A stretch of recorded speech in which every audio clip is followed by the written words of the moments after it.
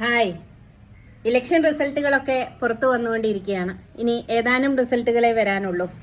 Exit poll ഫലങ്ങളെ കടത്തിവെട്ടുന്ന ഒരു result ആയിരിക്കും ഇത്തവണ എന്ന് പറഞ്ഞപ്പോൾ കഴിഞ്ഞ ഒരു വീഡിയോയിൽ ഞാനത് പറഞ്ഞ സമയത്ത് വലിയ വെല്ലുവിളിയാണ് പലരും നടത്തിയിരുന്നത്.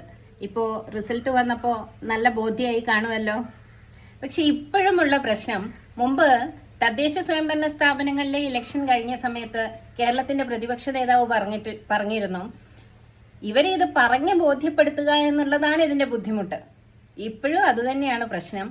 എങ്ങനെ പരാജയപ്പെട്ടു, എന്തുകൊണ്ട് പരാജയപ്പെട്ടു എന്ന് CPM-നെ പറഞ്ഞ് ബോധ്യപ്പെടുത്തുക എന്നുള്ളത്, നിങ്ങൾ തോറ്റിരിക്കുന്നു എന്ന് പറഞ്ഞ് ബോധ്യപ്പെടുത്തുക എന്നുള്ളത് അത്ര എളുപ്പമല്ല.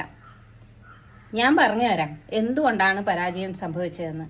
ജനാധിപത്യത്തിൽ ഏറ്റവും പ്രധാനമായും ജനം ആഗ്രഹിക്കുന്നത് അവർക്ക് നൽകേണ്ട സ്പേസ്, അവർക്ക് നൽകേണ്ട ഇടം അത് നൽകുക എന്നുള്ളതാണ്. അതുതന്നെയാണ് ജനാധിപത്യം. പക്ഷേ ജനങ്ങളെ പാടെ മറന്നുകൊണ്ട് ഒരു ഭരണ സംവിധാനവുമായിട്ട് മുന്നോട്ട് പോകാമെന്ന് ആരെങ്കിലും കരുതുമ്പോൾ അതിനെ തൂത്തെറിയുക എന്നുള്ളത് ജനങ്ങളുടെ ഉത്തരവാദിത്തമായി മാറുന്നു. അതുകൊണ്ടാണ് ഇത്തവണ നല്ല കരുതലോടുകൂടെ ജനം വോട്ട് ചെയ്തത്. അതുകൊണ്ടാണ് വലിയ ഭൂരിപക്ഷത്തിൽ UDF അധികാരത്തിലേറുന്നത്. Thank you.